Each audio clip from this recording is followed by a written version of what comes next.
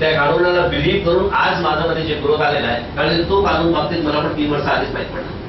तर 3 वर्षात माझा पूर्ण लाईफ चेंज झाली सडनली.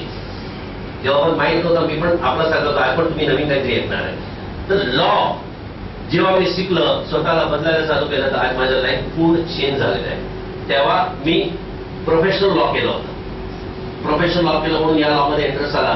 लॉ केल्यानंतर पण कुठेतरी आतमध्ये नेहमी विचार असायचे की भाई भरपूर काही माझ्या आयुष्यात घडत आहे तर ते का घडत नाही. मी एक्झाम्पल देऊन सांगतो तुम्हालाकडे की कितीतरी वेळा पेशंट माझ्याकडे असायचं जे जगणारे आहे, नक्की जगणारे आहे, यंग बॉय आहे, 22 वर्षाचा, मला माहिती आहे सगळं थर्मोडायनॅमिक स्टेबल आहे, ऑर्गन सगळं स्टेबल आहे, पण सडनली तो कोलॅप्स होतो आणि कारण कळत नाही की का कोलॅप्स झाला. आणि असे कितीतरी क्रिटिकल पेशंट जे आम्ही गॅरंटी देतो जाणार आहे, म्हणजे मनात असा होतो जाणार आहे, हे वाचायचं. आणि असे 1-2 नाही, मल्टिपल मिरॅकल्स. प्रश्न सगळ्या डॉक्टरचा माइंड मध्ये आहे की कुठेतरी आहे. जेव्हा कधी आम्ही चर्चा करतो सगळ्यांनी तुझं सुपर नॅचरल पॉवर आहे. चला, सायन्सचा स्टुडंट लगेच मानणार नाही. दुसरं, कितीतरी वेळा मला असं अनुभवायचं की कोणाला आपण आठवण काढतोय आणि तुम्हाला पण अनुभव होत असेल तर त्याचा फोन येऊन जाईल, तर तो समक्ष येऊन जाईल, ते कुठेतरी मित्र तुम्हाला त्याचा बाबतीत सांगणार नाही का त्याला मी बघितलं होतं. सगळ्यांना होतो, आम्हाला पण होत होता. We used to ignore it. पण 1दा 2दा 3दा कोइन्सिडन्स एक स्टेज आला नेहमी जेव्हा मनात असं होतं की म्हटलं आपण स्वतः जाणून बुजून करून बघू होतो का. मी प्रयत्न करायला लागलो ना, researcher student, and it start happening. Intuition, six sense याचा अनुभव व्हायला लागले. एवढा नव्हता तर कितीतरी वेळा अशी काहीतरी घटना घडायची की मी कुठे मी जागावर गेलो, कोणाशी चर्चा करत होतो, इमिडिएटली माइंडमध्ये हे कधीतरी झालेलं मला बरोबर. आज सेम एपिसोड झालेला आहे, सेम माणसाला मी कधीतरी भेटलोय, पण कधी ऍक्च्युअल मध्ये भेटलं नाही. पण असं का भासू, तुम्हाला पण होत असेल असं. कितीतरी अनुभव जेव्हा व्हायला लागलं तर मी म्हटलं कुठे आहे. नंतर या कानून बाबतीत मी ऐकलं ज्याच्यामध्ये you can get anything in everything, म्हणजे anything in everything is possible for you if you know this law. भरोसा झाला, जाणून बुजून करायला लागलो, व्हायला लागलं, पण तरी मन मानायला तयार नाही. Mind is not ready to accept, because माझा हृदय ऍक्सेप्ट करत होता कारण गळत आहे, पण माइंड सायंटिफिक माइंड ना, रिसर्च. मी आन्सर शोधायला गेलो कुठे, का, सायंटिफिक कारण काय, ठीक आहे, फिलॉसॉफिकल कारण आहे, सायकोलॉजिकल कारण आहे, लोक मानतात म्हणून आहे, सिद्ध पुरुषांनी सांगितलं म्हणून आहे, पण सायंटिफिक कुठे. त्या रिसर्च मध्ये मी मुंबई युनिव्हर्सिटीला गेलो. मला आजही आठवतो बरोबर सर की आय मेट डीन की sir these are the thing which I am getting, I wanted to get a more knowledge about this. Can you guide me? I was just assisting with Vidar Singh yesterday. He told me to go to philosophy department.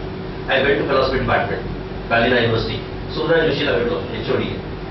मी बोलला madam अशी अशी अनुभूती आहे, मला सांगा कुठला course आहे. ते बोलले सर तुम्ही योगामध्ये MA करा, पोस्ट ग्रॅज्युएशन, भरपूर काही नॉलेज भेटेल. मी म्हटलं मॅडम ऍडमिशन तुम्हाला एंट्रन्स एक्झाम द्यावा लागेल. मी म्हटलं मी ऑलरेडी डॉक्टर आलो आहे, नाही PF केलं, एंट्रन्स पास झाला, MA योगा झाली. पण त्यावेळी माझे सगळे डोळे ओपन झाले किंवा सगळं शास्त्रात दिलं आहे. मी काही नवीन तुम्हाला सांगायला नाही आलं, ते सगळं शास्त्राला रिप्रेझेंट करायला आलं. तिथे तरीही मन मानायला तयार नाही. म्हटलं सायंटिफिक कुठे आहे. आणि त्याच रिसर्च प्रोसेसमध्ये चंद्रशेखर म्हणून sir I would able to reach to that corner where science says it happens. And तिकडे माझा माइंड कन्व्हिन्स झाला की होतो हे बरोबर आहे. का होतो हे कळलं तर म्हटलं बोला लहान बाळाला कसं खेळवणे भेटतं एकदम चांगली होत जातो. And that day was a enlightenment day for me. आणि त्या दिवशी मी ठरवलं, ही गोष्ट कधी 3 वर्ष आधीची, आणि त्या दिवशी मी ठरवलं why not spread this to the people. If I have got a benefit, he is going to get, she is going to get, everyone is going to get. Only thing you have to believe. To believing you I am going to prove everything scientifically. And then you analyse. And if you listen this lecture properly, if you give attention to this lecture properly, if you are with me properly, I tell you your life will change. आणि यापुढे problem नावाची गोष्ट आपल्याकडे राहणार नाही, stress नावाची गोष्ट आपल्याकडे राहणार नाही, हेल्थ प्रॉब्लेम आपल्याकडे राहणार नाही. वेल्थ आता सांगत होते पैसा, ते काढ मेन प्रॉब्लेम पाहिजे तेवढा. माझ्या शब्दानं पाहिजे तेवढं म्हणजे पाहिजे तेवढा. माझा स्व अनुभव आहे, तर तुम्हाला ते अनुभव केल्याशिवाय करणार नाही. आज फक्त थिअरी ऐकणार तुम्ही, त्याचं प्रॅक्टिकल पण करतो, पण थिअरी अनुभवायला मी तुम्हाला काहीतरी सांगेल ते घरी जाऊन करा आणि अनुभव स्व अनुभव करा. आणि स्व अनुभव झाला तर त्याच्याशिवाय दुसरा नाही. स्वअनुभव इज द बेस्ट एक्सपिरियन्स. दोनच गोष्ट नॉलेजची ना, एक तर स्वअनुभव करा किंवा सायन्सने घेऊन दाखवलेलं ते माना. आपण सायन्सला मानतो ना, पण स्वअनुभव केल्यानंतर सायन्सने नाही मानलं असेल तरी तुम्ही मानणार की नाही. तुम्हाला चहा पिताना गोड लागला आणि साखर नाही टाकला असेल, दुसरा बोलतो नाही गोड नाही, तुम्ही बोलता गोड आहे मला गोड लागलं, तर तुमचा त्याचा ऐकणार का, तुम्ही स्वतःचा ऐकणार का. अनुभव आहे तर अनुभव करा. आणि ते सगळे गोष्ट आजच्या लेक्चरमध्ये मी टप्प्याटप्प्याने घेऊन जाईल. माझ्या लँग्वेजमध्ये थोडंसं मी महाराष्ट्र नाही आहे, पण कुठे मराठी चुका झाली तर मी माफी पहिले मागतो, कारण की मी प्रयत्न करतो त्या लँग्वेजमध्ये मध्ये मध्ये करायची लँग्वेज पण चेंज करेल. सो आजचा lecture totally is based on law. What you mean by law. आता तुम्ही कानूनचा अर्थ काय, व्हॉट इज द कानून. सरळ सेट इंटरॅक्टिव्ह. सो बी इंटरॅक्टिव्ह. जेव्हा स्टुडंट होणार तेव्हा शिकणार. स्टुडंट कधी असतात, शिकतात ना. आज तुम्ही इथे आला असेल, बस मी तुम्हाला सांगतो, मी जेव्हा तुम्ही लेक्चर ऐकणार तर तुम्हाला लक्षात येईल की तुम्ही कुठल्याही कारणाने आला असो, एक बॉसचा रिस्पेक्टने आला असो, की जबरदस्ती इथे आणला गेला असावा, की तुमचा मन नव्हता तरी यावा आला, की कुठेतरी काम होतं, अरे यार फालतू फोन आला जावंच लागेल, आले पण आले नाही इकडे. तर आले तुम्ही इथे आलेले तर ते सगळं जे सराउंडिंग तुमच्यासाठी पॉझिटिव्ह झाली ना, ते त्याची इच्छा होती की तुम्हाला आज काहीतरी द्यायचं त्याला. नाही तर तुम्ही इथे नाही आले, पण आलेले आहे ना त्याला पूर्णपणे लिटरली फायदा घ्या. आणि फायदा घेण्याचा एकच इझिएस्ट मेथडॉलॉजी आहे, सरेंडर. सरेंडर मतलब तो स्टूडेंट. राजेश मैं आपको बताऊं, इतनी सारी डिग्रियां लेके बैठा हूं, पोस्ट है, ओहदा है, बहुत ईगो है, मतलब आज की तारीख में. लेकिन जब मैं किसी सेमिनार में बैठता हूं, इसके सेमिनार में यदि मेरा स्टूडेंट भी सेमिनार में बैठा होगा ना, तो राजेश तुमको बोलो मैं कहीं भी बैठा रहूंगा ना तो सरेंडर भाव से बैठा हूं. क्योंकि आप रिसेप्शन को तैयार होते हो.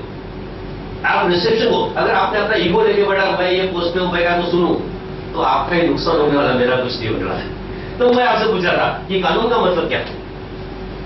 आप कानून के रखवाले, कानून का मतलब क्या, what is this law. Enacted commandments. Absolutely right. Enacted commandment. For governance and discipline of the society. Absolutely right. कि to control the society, to control the hue and cry, government to control the people, they have made some rules and regulations. That is right. Maharashtra state का अपना law है, India का अपना law है, और law को अगर तोड़ेंगे तो क्या होता है, कानून को तोड़ेंगे तो क्या है, सजा है, पनिशमेंट है, फाइनेंशियल लॉस है, और कानून को मानेंगे तो क्या है, रिवार्ड है, पीस है, शांति है, खुशी है. राइट. वैसे ही जैसे एक छोटे से स्टेट को और एक छोटे से कंट्री को संभालने के लिए थाउजेंड्स ऑफ एक्ट्स हैं, वैसे यूनिवर्स को खुद को तो संभालना है कि नहीं. 6.5 अरब की पॉपुलेशन को, यूनिवर्स को संभालना है, तो ऐसे संभालता क्या. उसके भी तो कुछ लॉ होंगे ना, उसके तो अपने कुछ कानून होंगे ना, वो हमको पता नहीं है तो हम तोड़ते हैं, और हमको पता है तो हम नहीं तोड़ते. एग्जाम्पल के लिए कि अगर आप आदिवासी एरिया में जाओ, उनको मालूम नहीं है बाल विवाह प्रतिबंधित है, they don't know, they do that, and then if they catch hold of, they have to give the punishment is there, नहीं तो दे आर एटलीस्ट जस्ट. तो ऐसे ही कुदरत के कानून है, और आज मैं आपसे सिर्फ कुदरत के कानून के बारे में चर्चा कर रहा हूं. ये चर्चा इसलिए करता हूं कि इस कुदरत के कानून को खाली समझ लो और इसको तोड़ना बंद कर दो, जिंदगी पीसफुल रहेगी.